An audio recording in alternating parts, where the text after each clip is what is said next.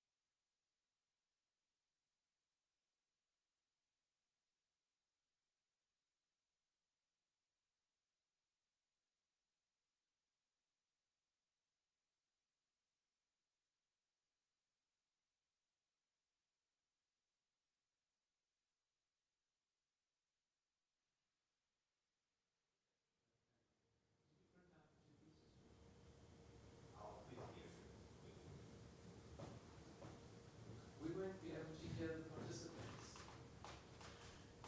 in the workshop.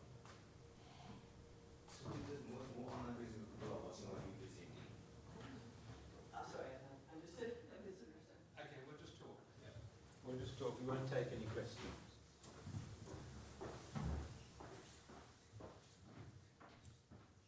I think they can type questions, can't they? But I've got nothing on my computer here. I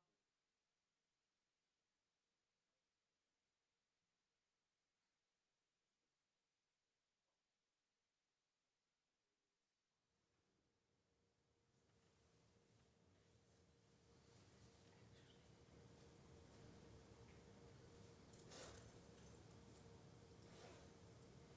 You're not connected to that? I'm not connected to that, no. Is it started?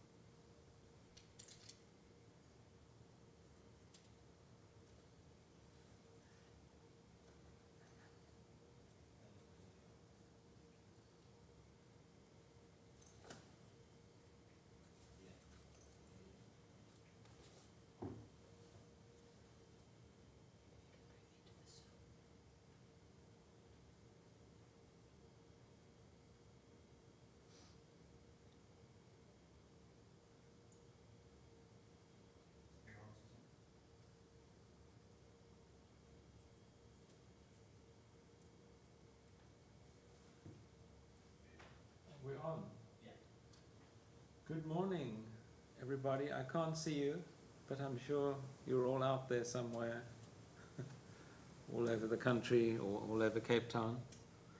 And I'm Michael Blake, and over there at the piano is Antony Gray, who's come in from London. And we're going to just set the scene for tonight's performance of excerpts from Afrikosmos. This is for those of you who don't know the background, this event tonight and today is New Music SA's marking of the fact that I turned 70 last year, and but also the fact I realized this morning that today is Heritage Day in South Africa. So I'm very happy to be representing South Africa's musical heritage. And in fact, Afrikosmos does just that.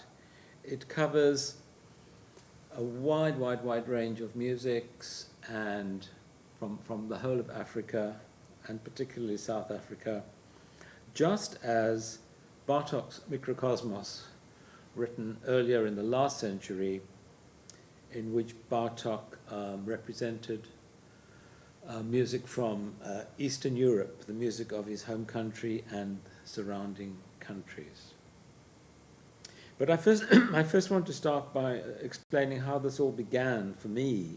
And I think a seed was sown somewhere at the beginning of the century when I was looking through the UNISA grade exam syllabuses to see what the contemporary pieces were.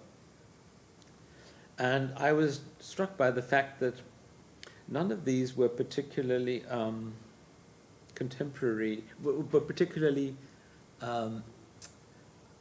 pieces that were influenced by indigenous music or by South African music.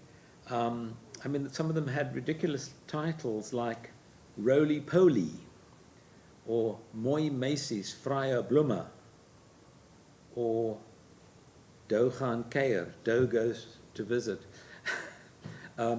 And when I played through the pieces, they were equally inane. And I thought, at some point, I would like to, create pieces like Bartok did, for example, but as did composers in South American countries who wrote music which drew on the indigenous musics of the countries. Villa-Lobos in Brazil, Ginastera in Argentina, Revueltas in Mexico, and so on. And I'm sure most other countries would have composers that did just those things.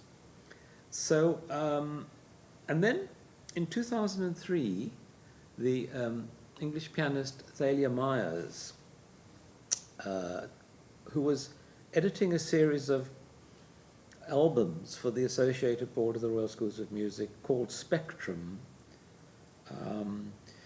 she approached me about writing a piece for Book 4. Now, these books were basically inviting composers,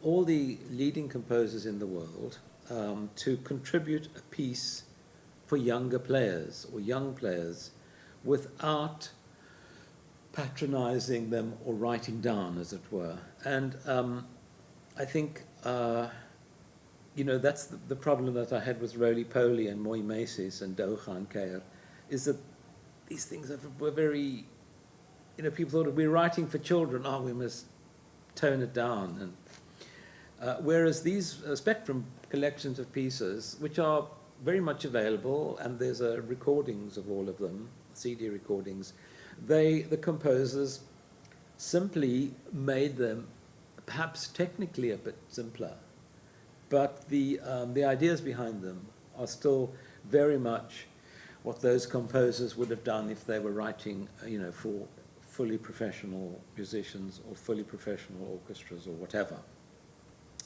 So I wrote a little piece, and this incidentally is the only piece in the book that was in Afrikosmos, all 6 of them, 6 volumes, which you can see displayed there. They've just been published. It's the only commission, apart from one piece, which was commissioned, a private commission. All the other pieces I just wrote on because I wanted to write them. But anyway, I'm going to ask Tony to play you the piece that I wrote in 2003 for Spectrum Book 4. It's called Ikostina, which is a Xhosa sort of almost invented word for concertina. And it's just based on, as many of these pieces are, it's based on the 2 chords of bow harmony. Tony.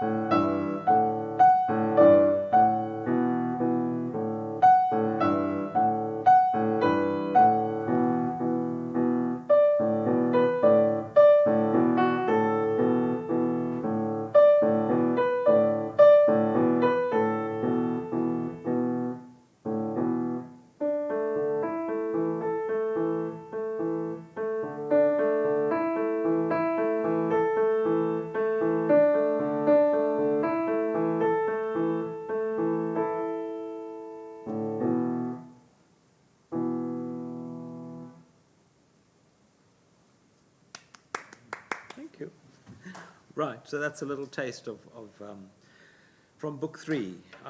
When I started working on this, I took that as my sort of benchmark for levels of difficulty, and I decided, because it had originally been intended for what the Associated Board calls grade 3, and I put it in the 3rd book. Now, a little bit about Bartók and his Mikrokosmos, which he composed initially to teach the piano to his son, Peter Bartók. So therefore it includes pieces for beginners through to more advanced students and concert performers, as do these pieces. And I think Tony would agree that some of my pieces in book 6 are probably even more virtuoso than Bartók's book 6. So there are studies and exercises which Bartók wrote as preparation for playing some of the pieces, which I haven't done here because there are so many studies available. Regarding the title, the composer said he saw it as a series of pieces in many different styles representing a small world, or as the world of, quote, the world of the little ones, the children. But of course, I mean, this is music for everybody, all ages. Particularly evident is the importance that Bartók assigns to contrapuntal music, which is very important for pianists. And on the other hand, the influence of folk music from Eastern Europe, from Romania, Hungary, Slovakia, and so on. Sometimes folk music is treated contrapuntally, sometimes in the percussive style with which we have become familiar in Bartók's large-scale piano works and piano concertos. It's also, I think it's very important that, you know, these pieces are not just useful for pianists. And I must say that, you know, I use Mikrokosmos in my own, when I was teaching the piano, I used the music selectively because, as Tony and I have been discussing, not all of the pieces are interesting. I think he was writing them at a very fast rate to provide material for teaching. And frankly, some of them are quite boring. But I would say that at least, you know, 2/3 of Bartók's pieces are very, very good models. But they're also models for composers. And that's something that I was aware of as I was writing these pieces, you know, drawing on the techniques that I've been using for a long time, and even some new techniques, which led me to the idea that at some point I would write a composition manual for composers of New African or Neo-African music, if you like. But that's something for the future. I'm just scrolling down here. So I used Bartók's method of starting with the simplest pieces and working towards the more advanced pieces in the final volume. And I did explore in as comprehensive a way as possible the vast range of traditional music from sub-Saharan Africa. Now, each volume, in my case, follows a similar kind of format. So there'll be a few pieces that fall into several genres. So there are pieces which are studies. There are pieces which focus on rhythm and texture. Look, I'm getting like a television presenter here. There are character pieces, dances, pieces which explore a mode or a scale, sometimes folk song arrangements or variations, sometimes transcriptions of existing music. There are a few of those. And there are lots of homages. And the homages, of course, apply across the board. But what was fantastic about doing this is that, you know, writing 75 pieces, I was able to dedicate them to friends and colleagues that I've known over the years, a number of whom are no longer with us, and also, you know, to yeah, as a way of saying thank you to people as well and acknowledging them. There are several are dedicated to Tony, quite a few are dedicated to my wife, and to lots of other composers and performers. So, most of the pieces are written in the, if you like, this neo-African style that I've been developing over the years, drawing on African music material and aesthetics, which I've been doing since the 1970s. And there are 5 specific, now this is all in the introduction to each book, there are 5 specific elements, if you like, parameters that crop up quite frequently, and that's why I'm listing them in advance. I use the anhemitonic pentatonic scale quite a lot. That's a 5-note scale with no semitones. For example, D, E, G, A, B. Tony? Right. Thank you. And then I used Mozart bow harmony a lot, which I've been doing now for the last 25 years. And these are basically 2 triads which are built on the 2 fundamental pitches of a Nuhadi or an Umrube bow. For example, C, E, G and D, F sharp, A. And from that, we derive the hexatonic bow scale. Now, this is not to be confused with the whole tone scale, which is also a hexatonic scale that Debussy used. That's equal whole tones. This one is built on the 2 bow chords, so the scale is C, D, E, F sharp, G, A. Okay, so there's that semitone that takes us by surprise, and then of course there's a 3rd at the end. And then the 4th parameter is is interlocking. Now, this is very common in African music, but you also find it in medieval music, a similar thing which is called hocketing, which is where the parts interlock with each other. Now, my friend Justinian Souza, the Ugandan composer, always demonstrates interlocking by doing that. So there we are.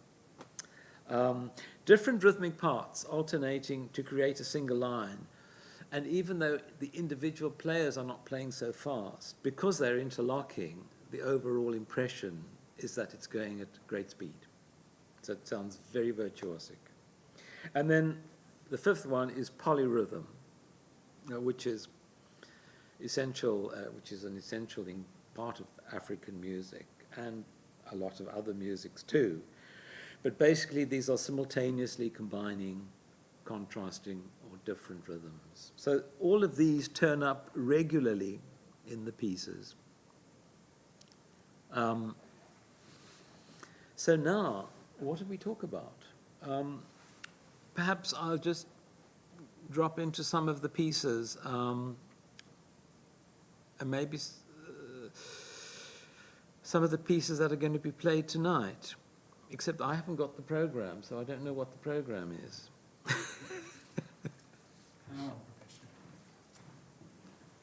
Oh, thank you. Right. I'll just select, sort of half a dozen of these pieces and talk about them a little bit.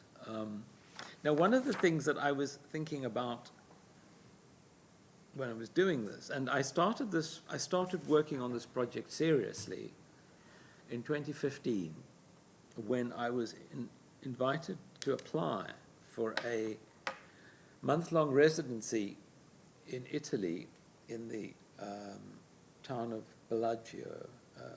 Beautiful, beautiful little town. And there's an old palace on the hill which belongs to the Rockefeller Foundation. And so they invite academics, scholars, artists to spend a month there and create. And it's one is looked after. So I made the proposal that I was going to write Afrikosmos. and they liked it. So I have to do a plug for the Rockefeller Foundation here, because it's largely due to them that this got off the ground. And I started with one of the difficult pieces, because Renee Resnick, South African pianist, had asked me to write a piece for her CD she was making. So I did that first. And then I started looking at some of the pieces from each book. I thought, if I do a few from each book, that'll get me started. And then, over the next few years, when I'm not doing anything else, I'll write some more pieces. So, and it took 5 years, and thanks to the confinement, the lockdown in France in 2020, I was able to finish it. So, the first piece, in fact, this is the first piece Tony's going to play tonight, is an arrangement that I made of Ntsikana Gaba's hymn, The Bell, the great hymn, in fact, sorry, the great hymn. I've called it Ntsikana's Bell, because it has a kind of bell sounds in it.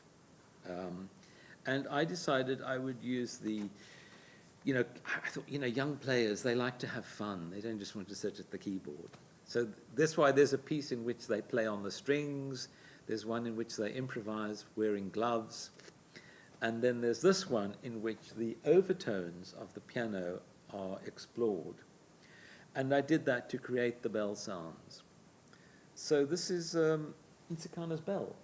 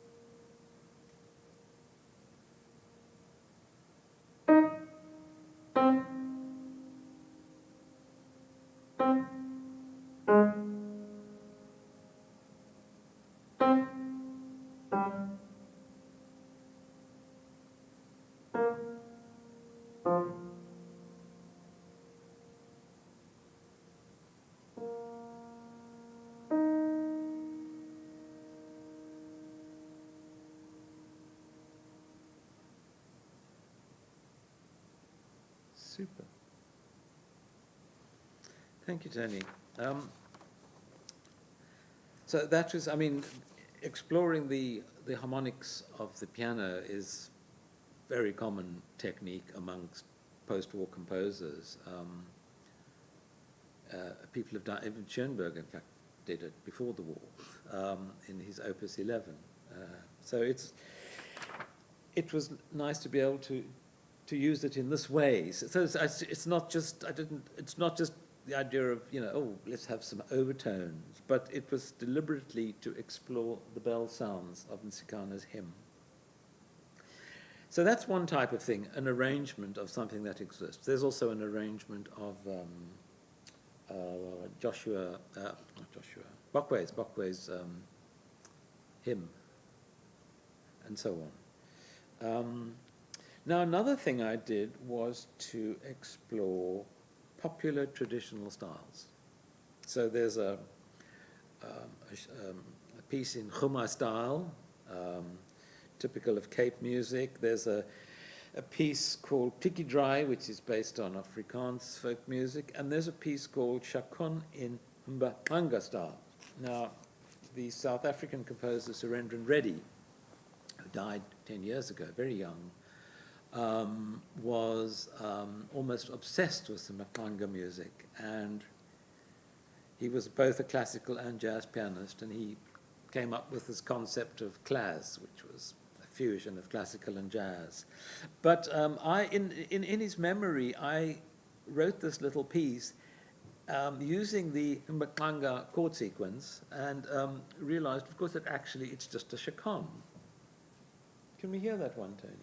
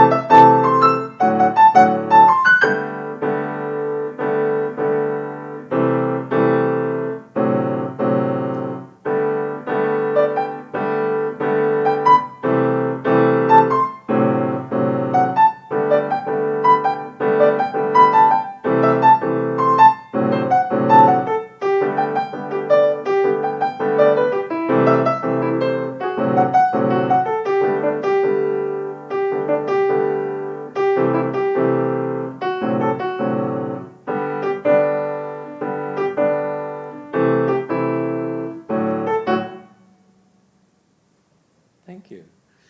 Now, of course, with little pieces like that, I'm also hoping that, there's no reason why a pianist should stop at that point, because I've given the pianist a model, for the composer a model for how they might do this, and you just carry on, go on for half an hour. Anyway, so that's one of the examples of a kind of snapshot of a popular traditional style. Now, let's go to something else. There were quite a few pieces in which I used birdsong, as I am a great admirer of Olivier Messiaen. And I wrote, I was listening to the recordings of doves, African doves, and I thought this is great material. So I wrote a piece called African Doves, Homage to Messiaen. This is one of the first homages. But it's also dedicated to a very dear friend, composer John White, who is well into his 80s, I think he's 85, and he's a great admirer of Messiaen too. So that's how it sort of ties up. African Doves.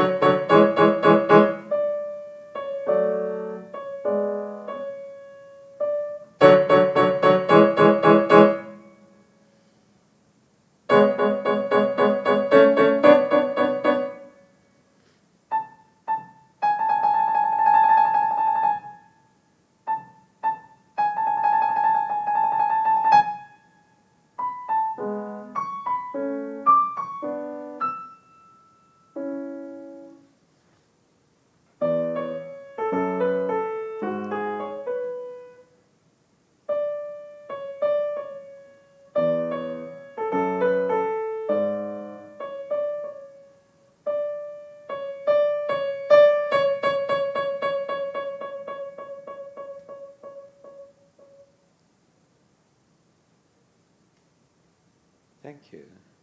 Now, of course, I've changed the registers and I've cut up the actual bird calls in different ways. I think there are 3 different bird calls there, and then added an accompaniment. So it sounds a bit more like birds on speed, but it's a way of using the material to make, I hope, an interesting piece. And this material is all around us. So that's why I'm not as meticulous as Olivier Messiaen, who apparently went around, writing these things down and in great detail every time he heard one. But when I hear them, I record them and I use them at some point.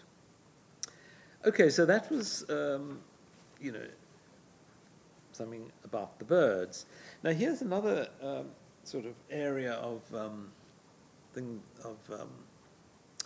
musical material that I explored quite a bit, and that was pieces which explore different intervals. There are a few of those, and one of them is about thirds, one of them is about fifths, one of them is about fourths and fifths, and then I wrote a piece called Seventh Must Fall, but that's for tonight. But why don't we listen to the piece that's based on thirds, Tony?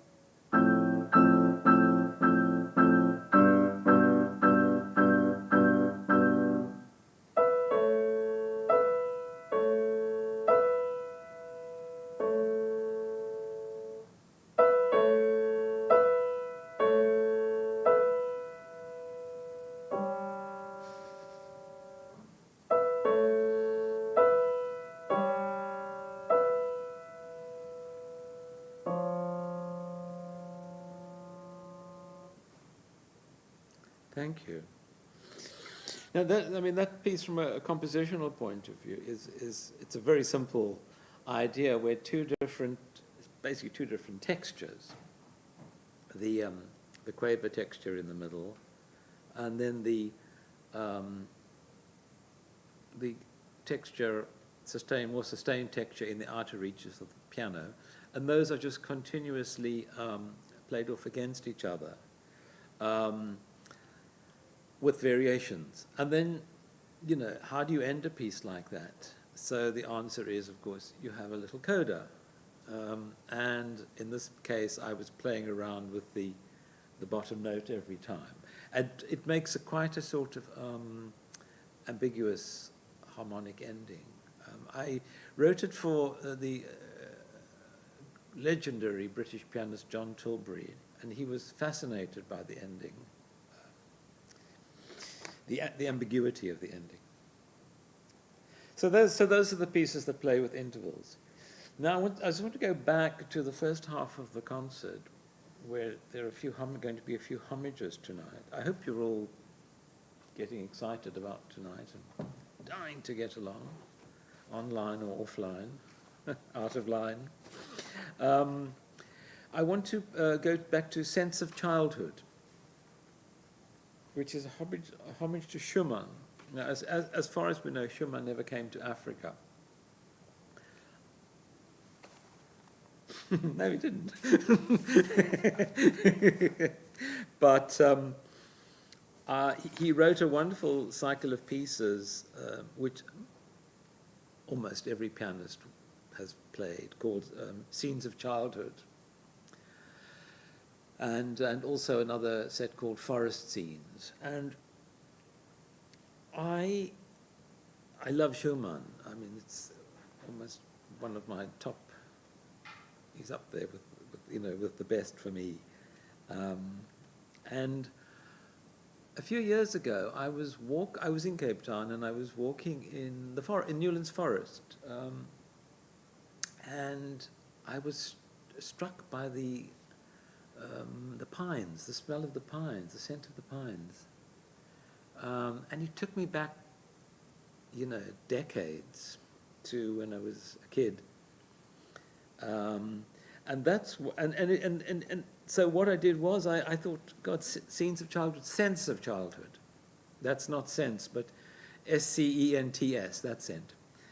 So this could be sense of childhood, which bringing back these memories, like a bit like the Madeleine in Proust, for those of you who've read Proust. And then I went to the music of Schumann. Now, apart from drawing on African music, I draw on all kinds of music. In other words, music as a found object, which artists do all the time. And I decided I would take the scenes of childhood and cut them up. So I more or less photocopied them and then took the scissors to them. Now, this is what artists do all the time when they make collages. And something I've experimented with a lot, and you can't just put anything together, because only some things work. But I put together this piece from the Scenes of Childhood, and it's called Sense of Childhood number 1, because there's a number 2 and a number 3 as well. And this one, it's a homage to Robert Schumann, but the dedication is to a very unusual piece of music, which we've never heard. The Sotho composer, Michael Mosuamarane, reportedly wrote a set of pieces as a young student called Scenes of Childhood, I think. Is that right, Tony? What's the dedication? To the memory of Michael's lost score, Album for the Young. Oh, Album for the Young. Sorry, his was called Album for the Young, yes. But it's been lost. And it's something that I think many people in South Africa, because he's such a great figure in South African music, would just love to have known what he'd done. He won a prize for it, apparently. But the score is lost. So it's dedicated to the memory of the lost score. Anyway, it's only 1 minute, so let's have it.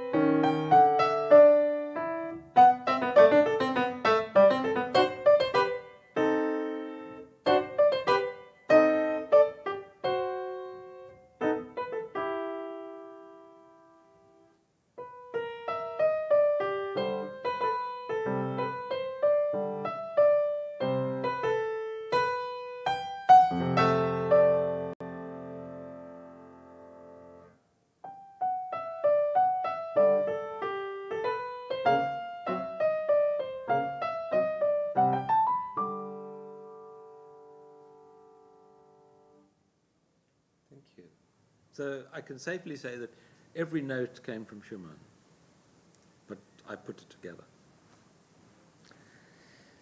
So that again is another technique that turns up quite a few times in the Afrikosmos. Let's look at one or two more before Tony and I perhaps talk a bit about the pieces. And then the questions start flying in at great speed, although they have to be relayed to us apparently because we can't see you. But we know you're out there and we love you. Okay, so on a number of occasions while I was working on this cycle, I mean, I'm always fascinated by signposts, especially odd ones. I saw one in Rondebosch the last few days because it's on my drive into town, and it says humped zebra crossing, which I've never seen before.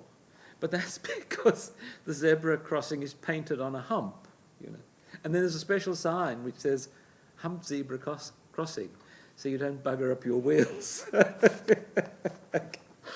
But there was one, for example, at the residency in Italy, all over the place, which said "stay on path," and I think the idea was that not that you'd get lost, but they didn't want you to walk on the grass. Whereas in previous times they would have said "keep off the grass." Now it's "stay on path." But the one that I discovered, I was driving to Grahamstown a few years ago to make a recording there, and I loved the sign on the side of the road which said "keep left, past right." I don't know whether that was for foreigners who are used to driving on the right. But I also, so for the entire drive to Grahamstown, I was imagining this piece in which the left hand was in position and the right hand kept passing over it. And this is what I came up with. Can we have a bit of it? Keep left past right. Watch Tony's hands.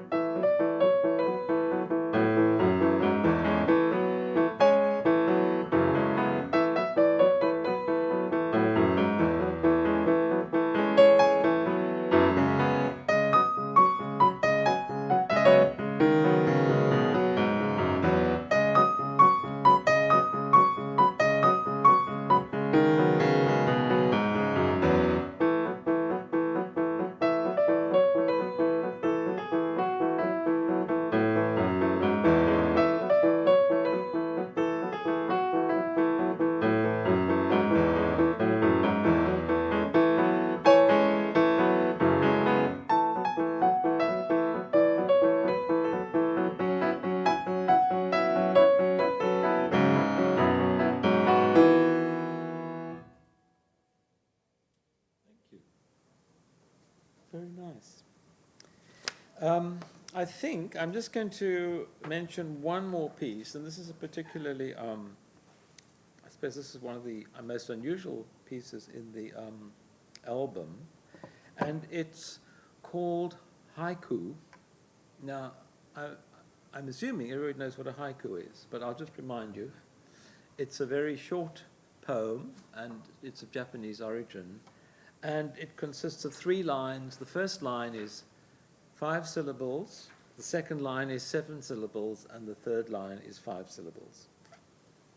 And a few years ago, I came across I was looking through a poetry collection of South African poets, the Sol Plaatje anthology, in fact, and I came across this poem by a local poet, Graham Dukas, or Graham Dukas, as the French would have it, and it was called The Archbishop's Lament.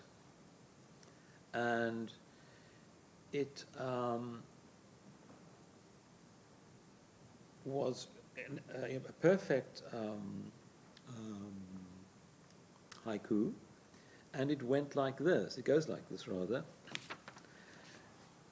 Eventually, they dismantled the rainbow, color by color. and I'm sure you all get the meaning of that. And I wanted to translate these 17 syllables into a piece of music. And so I used the national anthem of South Africa, the new national anthem, and I distilled the pictures of the melody into 17 notes, which appear in a haze of sort of harmony with the pedal down. So having the pedal down creates the harmony, and we just hear the pictures, and it's the essential pictures which I'm sure you will recognize as Nkosi Sikeleli. Tony.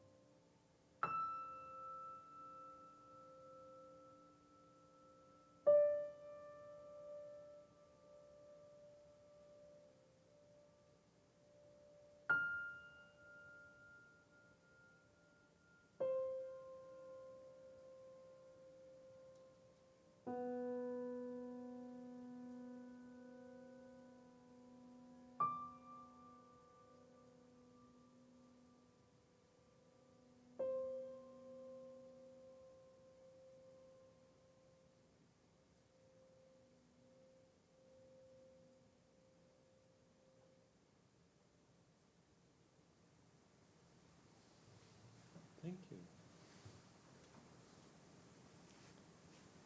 So, do you think we should find out if there are any questions already? And we'll talk a bit, Selam. You could bring a whole bunch, Marvin. So, when I had completed this cycle, before it was published, Tony started getting hold of them, downloading them, and he asked my permission if he could record them and put them on YouTube, and I said absolutely not.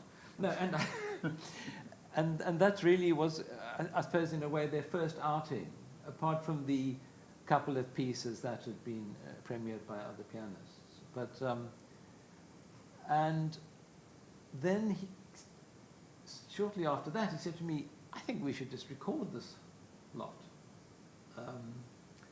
And, you know, we can make some CDs.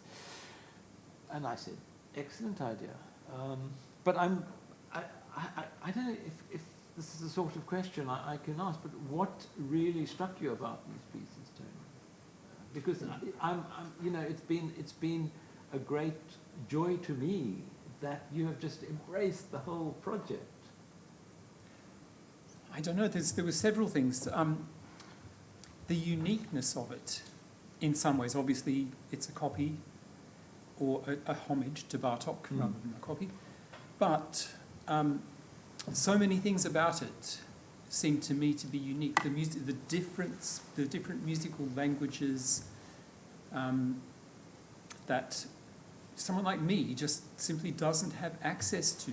You know, these African traditions. So that was one aspect. Another aspect was that a lot of them were quite easy, which we like. But that, as Michael said earlier, I think it has to be said that a lot of the Bartók Mikrokosmos are actually quite dull. And yet I found that even the simplest pieces in Afrikosmos really had something to say. They were really interesting, satisfying pieces to play, even for me, who hopefully is a little more advanced than some of the other people that it's intended for. And I also hoped that they would be attractive, these pieces, to students. And I've tried them out on some of my students, and in fact, they work, and the kids actually enjoy playing them. So from that point of view, you know, I think this educational aspect is so important. You know, music education is in a downward spiral, and I just think anything we can do to arrest that or to add another dimension to it that might give it a lift is really important. So I think it's important on a number of levels. Educationally, the fact that it's introducing all this wonderful culture to people like me that otherwise wouldn't have access to it. And finally, at the end of the day, the fact that I just think, you know, they are really good pieces. So there. Well, thank you. And yeah, thank you for, as I said, for embracing the project. And I'm also grateful to my publisher for getting them out so quickly. This is the only copy in the country, so it's making its first public appearance worldwide. And also to Tony for making the recording, which is due to be released in January. We hope. We hope. And this is an amazing thing, because it's very rare that one wraps up a project this quickly. You know, it was finished in 2020, it was recorded in 2021, it was published in 2022, and the CD is due to be released in 2023. That's a very, very quick turnaround, but a very satisfying one, because it will all be out there. So yeah, I'm thrilled. Thank you.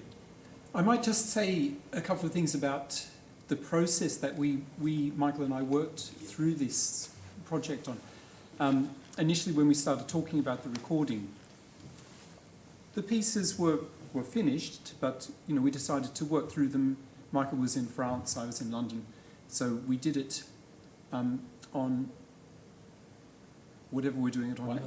One of those platforms, and we were very proud of ourselves at our great ages to actually cope with this. But one of the initial ideas that Michael had was to leave the scores as open as possible to individual interpretation. And so to that extent, there were very few markings, you know, editorial markings, dynamics, articulation. Michael felt that you know, it would be up to the individual pianists to actually come up with their own interpretation. So we were working through, I was playing the pieces and Michael was saying, oh yes, and then sometimes he would say, oh yes, but that needs to be, you know, this is from this culture and it needs to have this sound. And so I would say, well, actually, Michael, you know, it doesn't say that on the score. So that actually happened in quite a few pieces where the style of the music perhaps wasn't conveyed in the way that Michael had written it, because he had this idea about making it more flexible. However, he did want certain things to happen in a certain way. So what happened in the end is we did end up making quite a few adjustments or additions to the scores, to more reflect some of the cultural traditions, I guess, that, again, someone like me would have no idea about unless we listen to lots of worthy Radio 3 programs about non-Western music. So that was an interesting part of the process. We tried out different pedaling. Initially, Michael didn't put any pedaling in. He left it up to individuals. But we discovered that actually that some of the pieces did need specific direction about, you know, when to use the pedal or when not to use the pedal, some of the articulation. So that was the process that we went through running up to the recordings.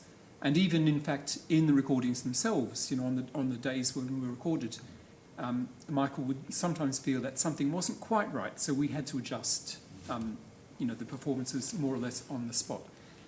But as he said, you know, with the variations that I played earlier, there is flexibility to a large degree, and my interpretation, for example, based on what I see on the score compared to somebody else's interpretation, what they see on the score, what they know about these traditional musics, could realistically be quite different and just as valid. And I hope it will be. No, exactly. I think, you know, our notation system, our Western notation system has, you know, it's served us for centuries and will continue to do so, because it's through this that I can express, you know, what I want to say. But I always love the fact that it also allows for so many different interpretations. So I think mostly I've put metronome marks in, have I? Yeah. But I mean, sometimes it always says circa, crotchet equals whatever.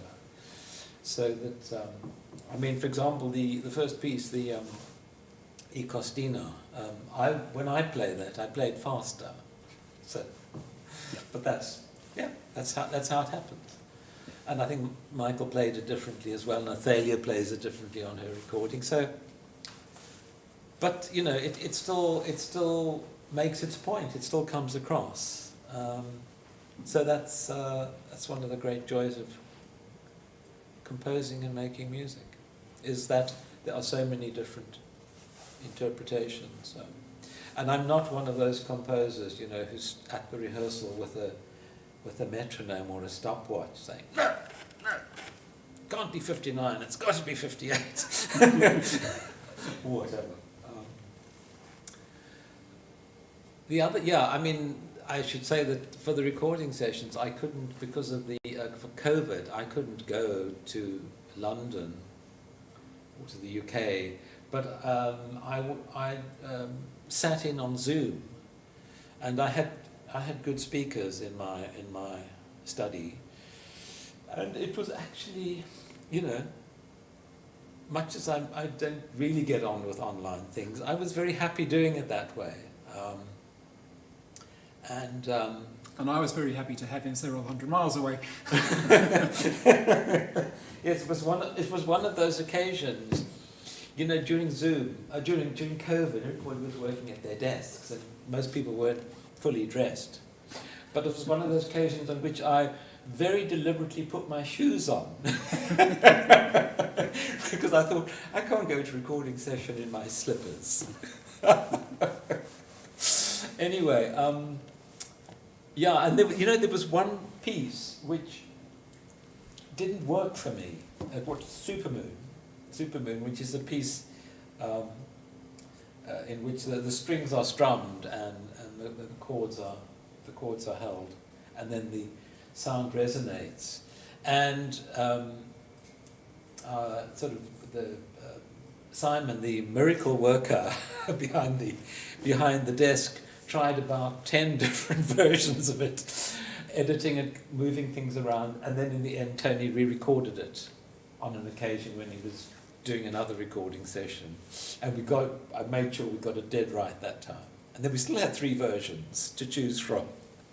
And this is what I think shows this interesting discrepancy perhaps between the notation and the intention. So, I mean, I can't remember the exact chords, but it goes something like this.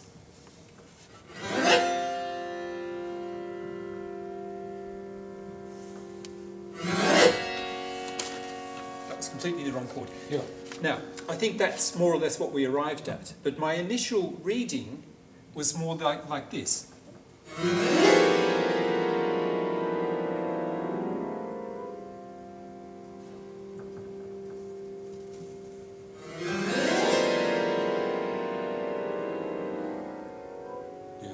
So I'd left the strings resonating much longer than Michael wanted, and so that was one of the notational aspects that had to be subsequently revised because so the pedal had to be very specific. yes, that's right, because it was ambiguous up to a point. Yeah.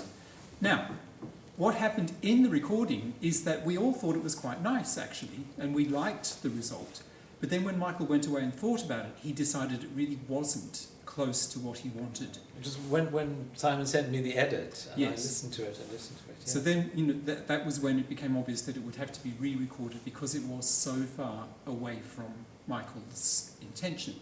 Even though, to someone like me, just reading what was on the score, what I had done was a viable option given the notation. Yeah. So it just shows up in a way the importance of accuracy of notation up to a point, but also equally there is always going to be a degree of flexibility.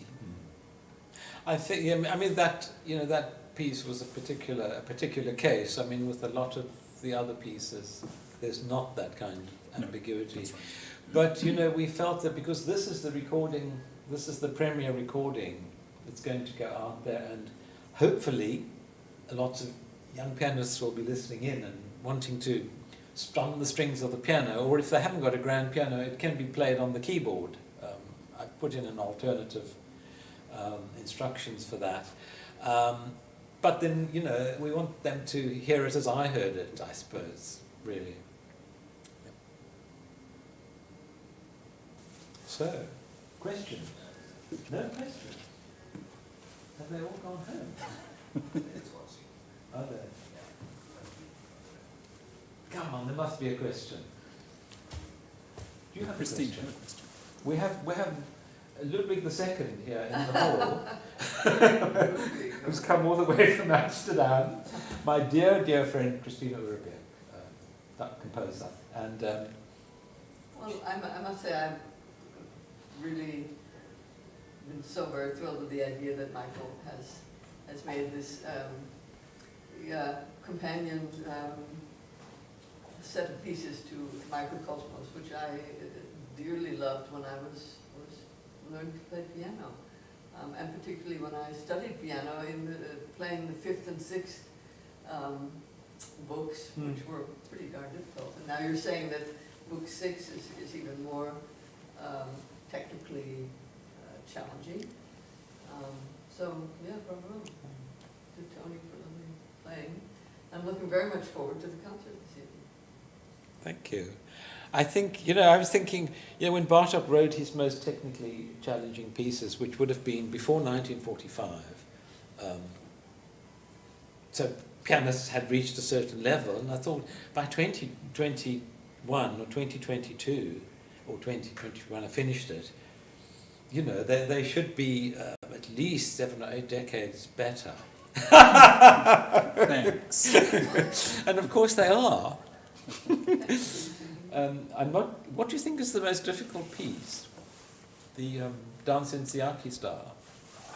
Or Well, what's interesting again is some of the pieces that Michael's put into some of the earlier books, like book 5 and 4, are actually extremely difficult in different ways. And again, this comes down to perhaps the cultural traditions and the styles of the music. This repetitive, interlocking trance sort of piece, which I think we just don't have, particularly in Western musical culture. And so for me, playing those pieces, which are pretty fast, is really difficult and really nerve-wracking. You drop your concentration for a second and the whole pattern collapses, and it's almost impossible to get back into it. And so for me, some of those pieces are more difficult than the sort of traditionally technically difficult pieces of book 6, which have their own difficulties. So yeah, I'd say for me, those repetitive pattern pieces are the most difficult to play all the way through, which is annoying because they actually look quite simple, but they're not. yeah, like the patterns in a heptatonic Yes. field, Yeah. which relates to Tumbila music from Mozambique. a bit. And it only consists of 3 notes, and so it's going. I forget. And so that looks, on the surface of it, really easy, but then it goes.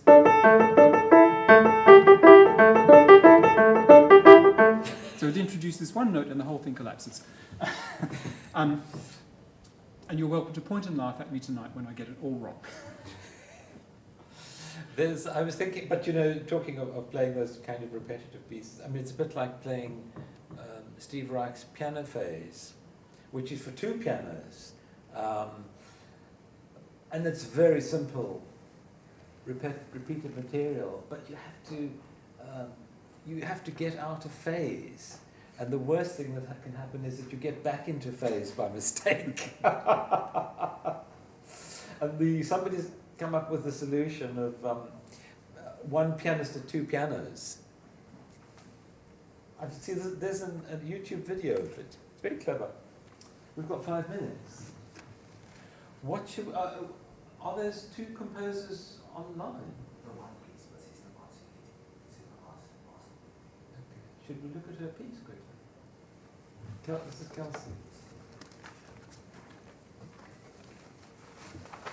And I'm trying to remember what it's called. It's called Romance. Romance, yes. So this is Romance by Kelsey LaRue.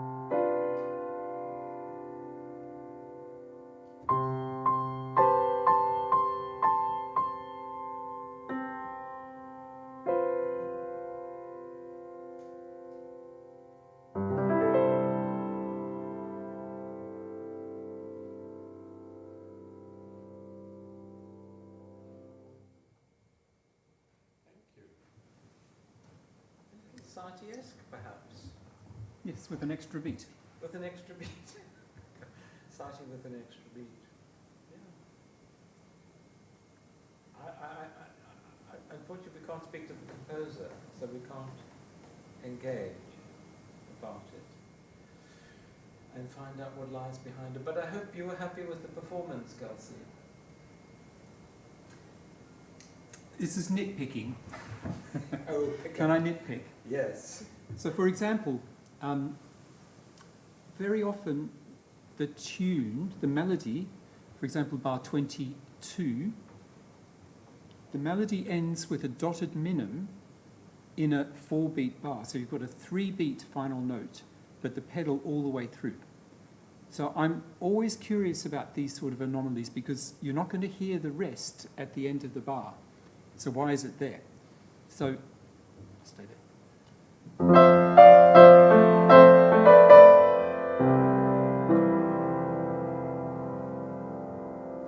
But the sound is still there. So is there a reason for that? It was interesting in the other piece as well, but we don't have time for it today. Sometimes there'd be a quaver in one hand and a staccato crotchet in the other. Are they different? Am I supposed to do anything different? So what am I supposed to do with this rest? Is it a conceptual sort of thing, a phrasing thing? If so, I sort of understand that. But we're not going to hear a difference. Same in 2 bars later where there's a crotchet on the second beat and 2 beats rest, but still with the pedal going all the way through. So we don't hear that rest. So do you want that rest? Do you want that silence? In which case the pedaling probably needs to be adjusted or something needs to happen manually to create that silence. But it's quite clear because of the pedaling that you've put in quite intentionally that you want this haze of sound going through several bars. So I think that's an issue that we sometimes have as pianists. We have things that are actually contradictory. And in fact, even as I was saying before, in some of Michael's pieces, there were directions that actually couldn't happen because of something else that was already happening. So I think for anyone, playing a piece of music, the intentions have to be clear, would you say? Yeah. I mean, it's interesting how one of the things we've talked a lot about this morning is notation. Yeah. Which is a problem that improvisers don't have, but we do. It is, being absolutely clear is very important. Because otherwise, the same question is always going to be asked, and people are going to puzzle over it. But otherwise, was that crotchet 90 you were playing it at? I'm not sure, actually. It seemed a bit... Was it too fast? I know, it seemed a bit slow, but maybe... Let's just get out the old metronome, yeah?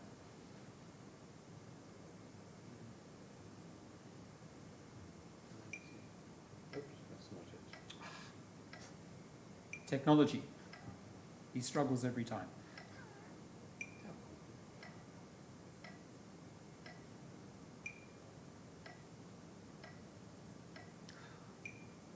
I struggle because I haven't got my glasses. That's my excuse.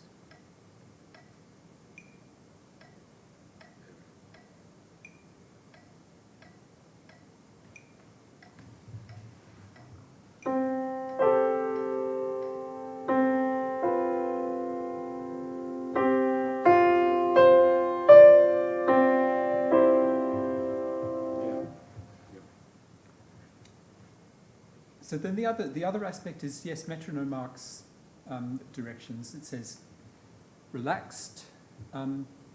So one person's relaxed is going to be another person's sleepy, or who knows. Yes. So yes, I think as Michael was saying, he's all his metronome marks.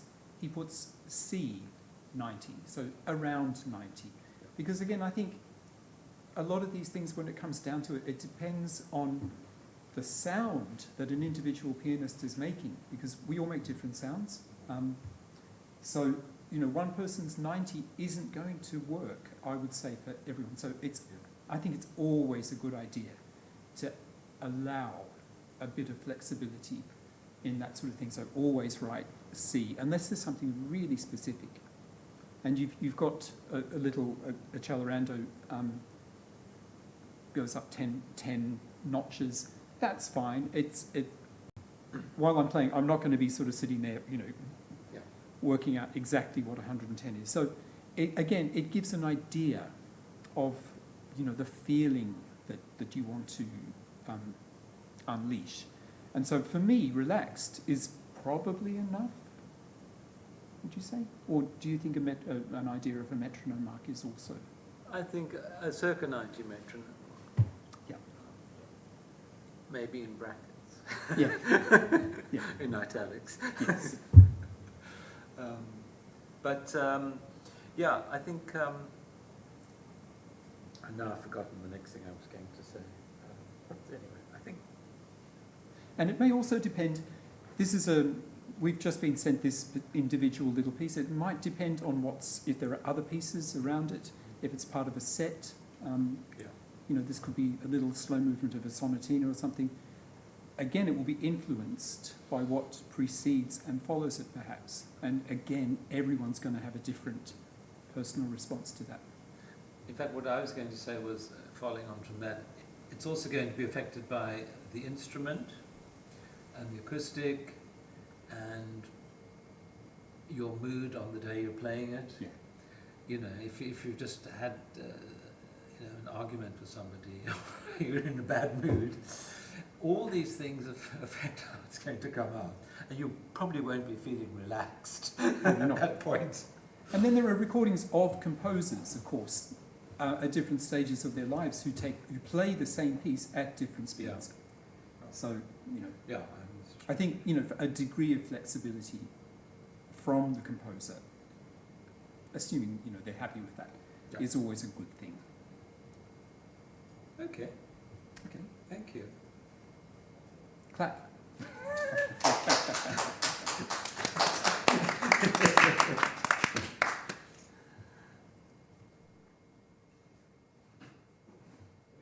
Are we offline? Can we say what we really thought? Yes.